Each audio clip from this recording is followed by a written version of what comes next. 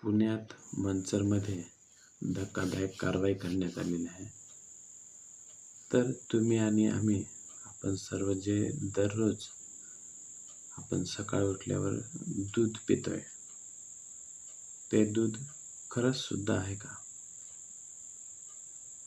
तर पुणे जिल्ह्यातील मंचरमध्ये पोलीस आणि अन्न व औषध प्रशासनाने मोठी कारवाई केलेली आहे.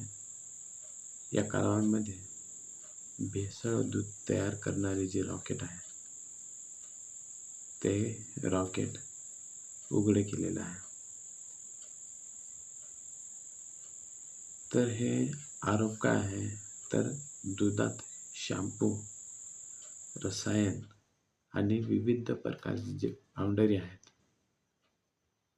ते पावडरी त्या दुधामध्ये मिसळून आणि ते विकलं जात आहे. या कारवाईमध्ये 1000 लिटर जे संशयित दूध आहे, ते दूध जप्त करण्यात आलेलं आहे.